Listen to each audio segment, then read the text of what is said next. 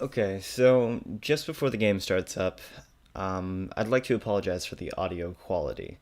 One, I cannot for the life of me seem to figure out a way to get the app to record the application I'm using to record the audio on my screen, like the audio coming from the screen. So instead, I don't have a headset in or anything like that. It's the audio coming out of my computer, going into my microphone. That's where I'm getting my sound.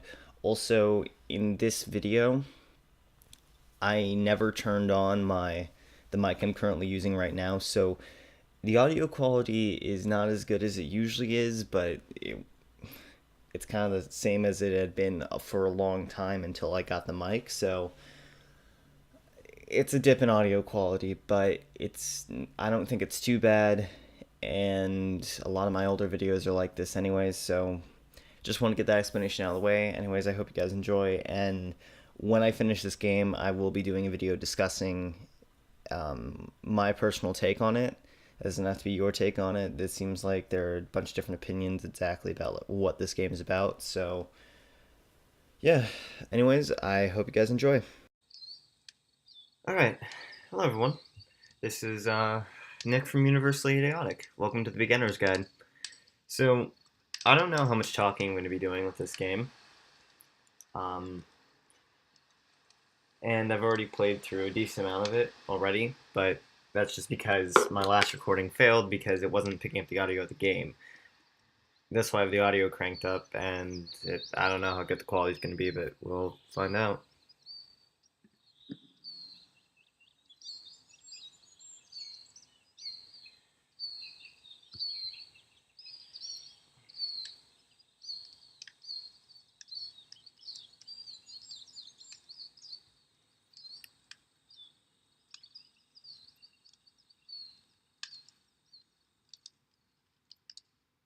Hi there. Thank you very much for playing The Beginner's Guide. My name is Davey Reedon. I wrote The Stanley Parable, and while that game tells a pretty absurd story, today I'm going to tell you about a series of events that happened between 2008 and 2011. We're going to look at the games made by a friend of mine named Coda. Now, these games mean a lot to me. I met Coda in early 2009 at a time when I was really struggling with some personal stuff, and his work pointed me in a very powerful direction. I found it to be a good reference point for the kinds of creative works that I wanted to make. So, just to start you off, this is, I think, the first game he ever made. It's a level for Counter-Strike. You can walk around here, by the way. And mostly it's just Coda learning the basics of building a 3D environment. But what I like is that even though he starts from the simple aesthetic of a desert town, he then scatters these colorful abstract blobs and impossible floating crates around the level. And of course, it destroys the illusion that this actually is a desert town, and instead this level becomes a kind of calling card from its creator. It's like a reminder that this video game was constructed by a real person. And it kind of makes you wonder, what was going through his head as he was building this? This is what I like about all of Coda's games.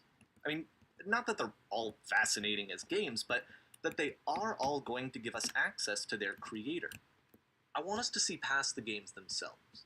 I want to get to know who this human being really is. And that's exactly what we're going to do here. So, it's 2008, Coda starts making these games, and he never releases any of them. He doesn't put them onto the internet, he just makes them and then immediately abandons them, and they sit on his computer forever. And I think he really understood this image of himself as a recluse. At one point, he jokingly renamed his computer's recycling bin to Important Games Folder. So, this was just how he worked. He tended to crank them out one after the other without even really pausing to try to understand what he had just made, until suddenly one day, he just stopped. In 2011, that was it. He made his last game, and then he hasn't made another one since. And that's why I've taken this opportunity to gather all of his work together, is because I find his games powerful and interesting, and I'd like this collection to reach him, to maybe encourage him to start creating again. And if the people like you who play this also happen to find his work interesting, then I'm sure it'll just send that much stronger of a message of encouragement to Coda. So thanks for joining me on this. If you have a particular interpretation that I haven't mentioned here, or DEYWREDEN@gmail.com. Okay, that's about it for introduction. Let's take a look at Coda's first proper game. As each game is loading, I'll show you the date that it was completed. This first one was made in November 2008.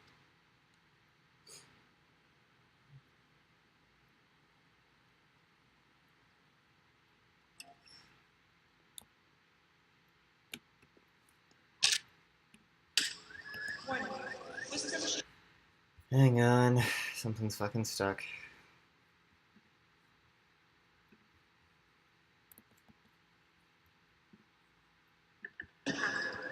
There we go. This game is called Escape from Whisper, and it's one of the more generic games you'll see from Coda.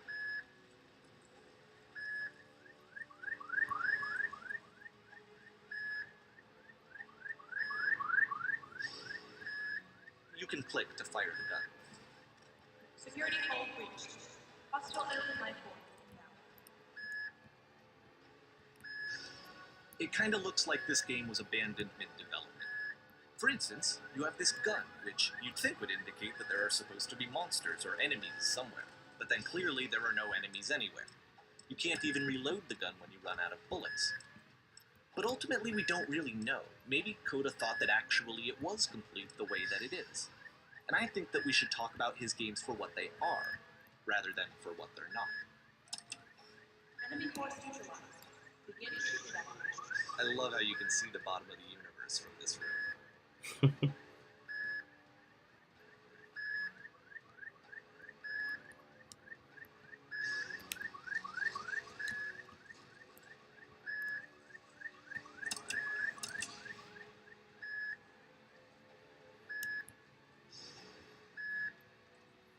Apparently the space station has a labyrinth on it. Sure, I don't know. There's really no reason for it that I've ever been able to discern, so in the interest of time, I'm just gonna skip you on past it. Ah. Okay, this is the part that's interesting. The game has this narrative about the Whisper Machine and how it has to be turned off, and then you get to the engine room.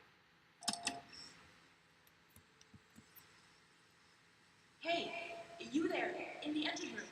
You could save us all. That beam is powering the Whisper Machine.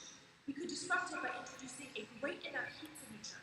If your body could stop the beam.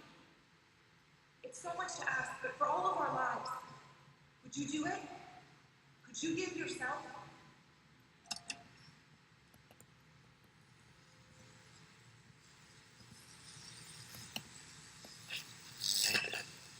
Let me pause here for a second. What you just experienced, stepping into the beam and then dying, is probably what Coda had initially intended when he was developing this level. But when he first compiles and plays it, something goes wrong. There's a bug somewhere. And this is what happens instead.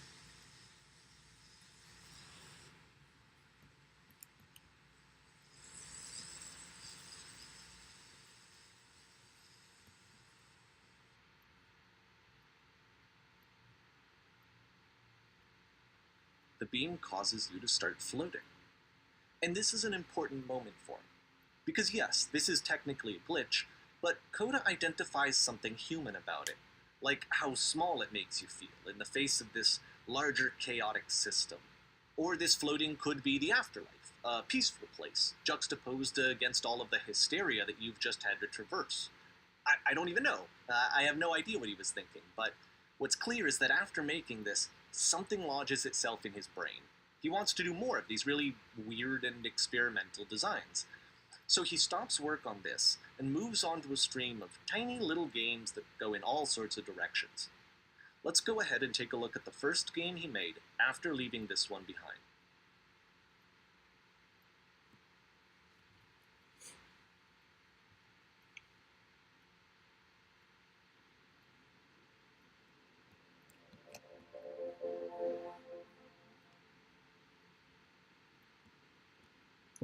Yep, in this game you can only walk backwards.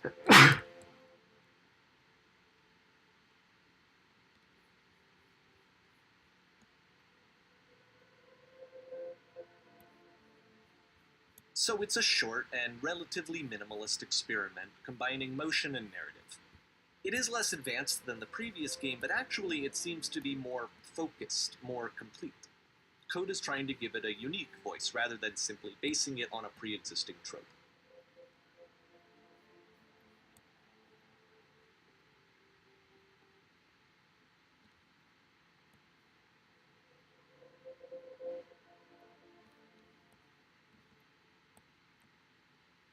It's a short little thought, it says what it wants to say, and then it ends. Didn't need anything more than that. Which to me is why it works, because it gets out quick. Okay, next one.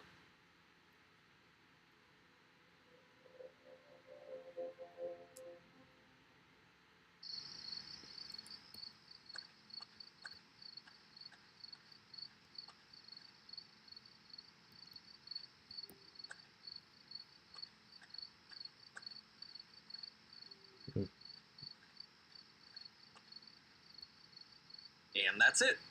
Okay, the meaning of this game won't be clear just yet. Please be patient with me for a few more games, and I promise you'll see what makes it interesting.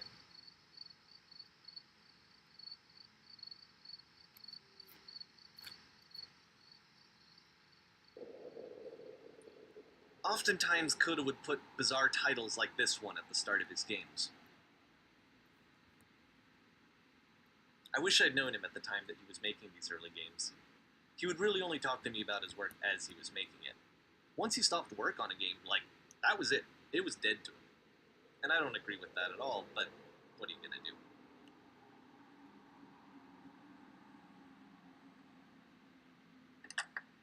Once you've been slowed to an absolute crawl, the door at the top of the stairs opens.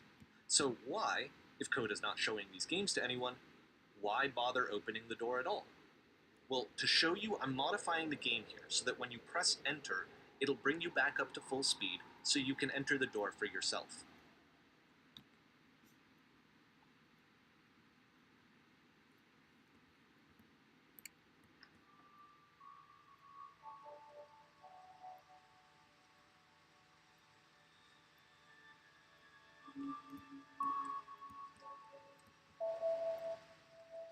A room that's warm and nice and filled with little ideas for games.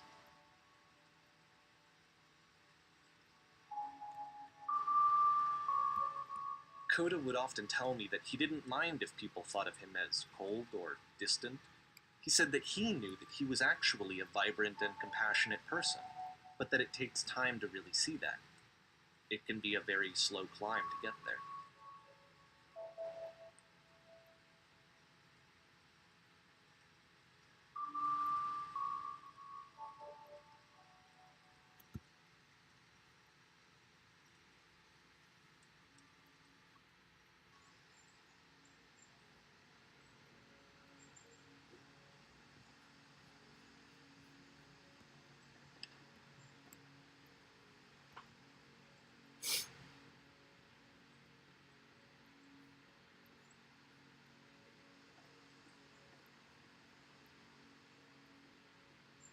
Well, this is new for Coda. It's an actual puzzle. Go ahead and see if you can solve it.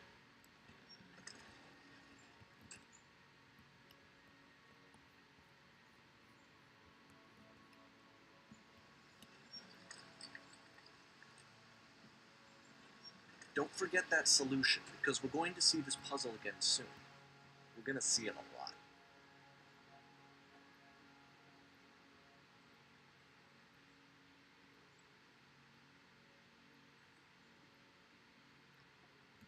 So that seems to be it, right? You walk down a corridor, solve a puzzle, you get to the end. Simple enough. Alright, now I'm going to modify the game again, so that when you press enter, it'll remove all of the walls from this room. Well, that's cool.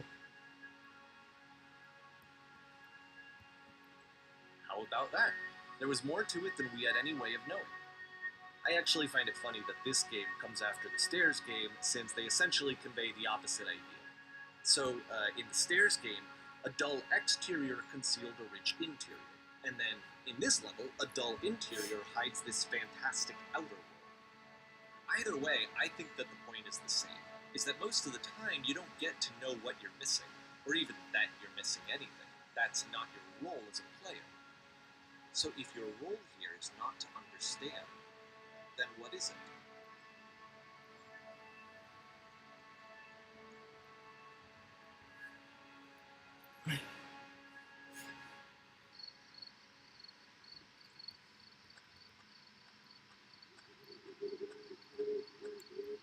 Aha!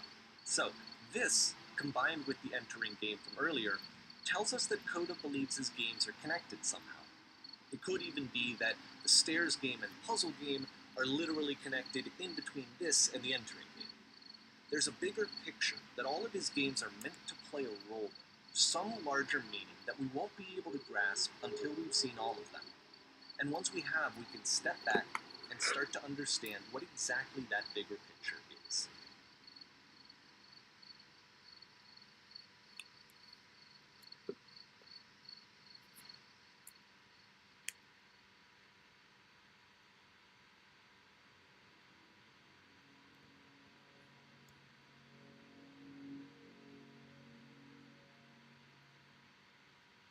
Let's talk about video game development for a second. Every video game runs on what's called an engine, which determines what the game can and cannot do. So in other words, the engine is a set of tools for game development. To make all of these games, Coda is using an engine called Source. Like all engines, Source has certain things that it does well, and it has certain things that it does poorly. One of the things that it does very well is boxy linear corridors. That's why so many of Coda's games are set in these large, flat, empty rooms, is just because he's working with what the engine does well. The tools available to the creator shape what kinds of creative work they're going to end up making. You might consider paying attention to the architecture in Coda's games, to notice how they seem to stem from an engine that's very good at producing linear, boxy corridors.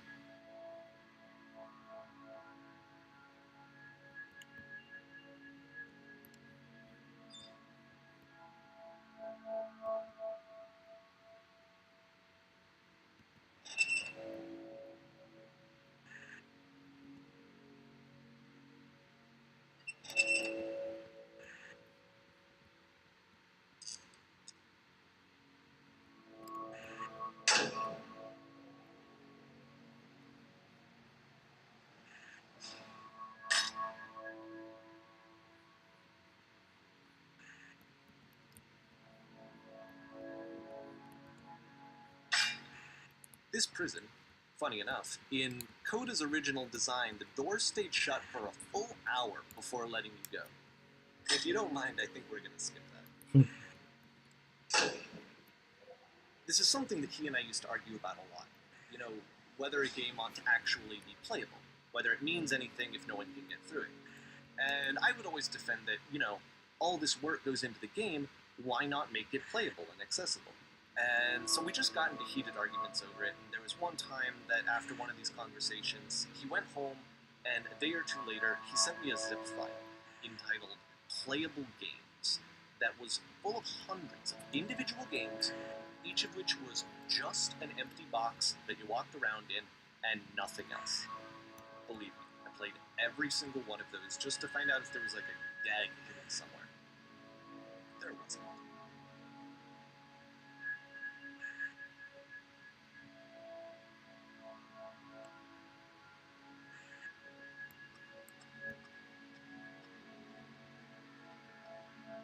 It's the puzzle again, with the exact same solution as the last time.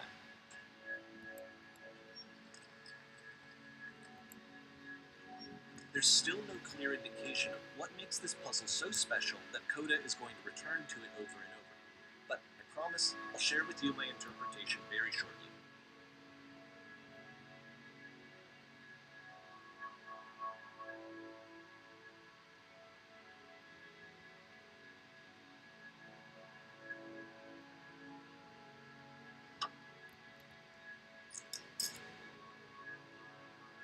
Here, Coda begins using a kind of dialogue system that he fashioned out of the engine's chat capabilities. Use the 1, 2, 3 buttons on your keyboard to respond.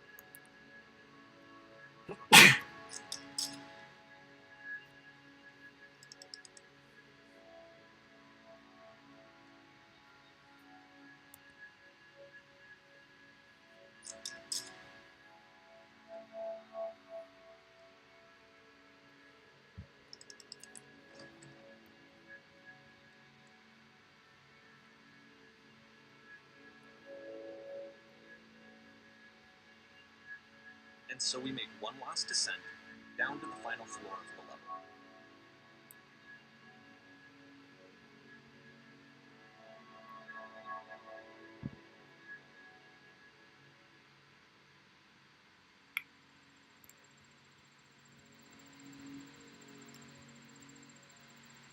It's a lamppost.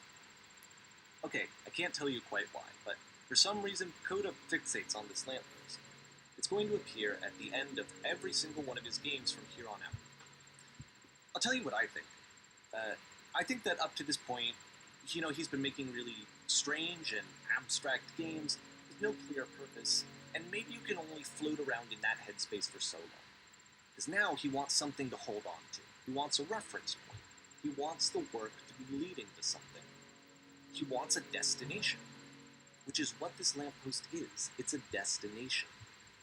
We're going to see it in the work as well. His games are just going to become a lot more cohesive, a lot more fully developed, with more of a clear idea behind them.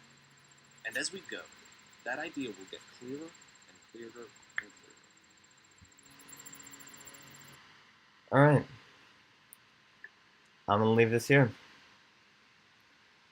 I will see you guys next time, so like, comment, subscribe, or do whatever the hell you want, and I will see you guys later. Bye!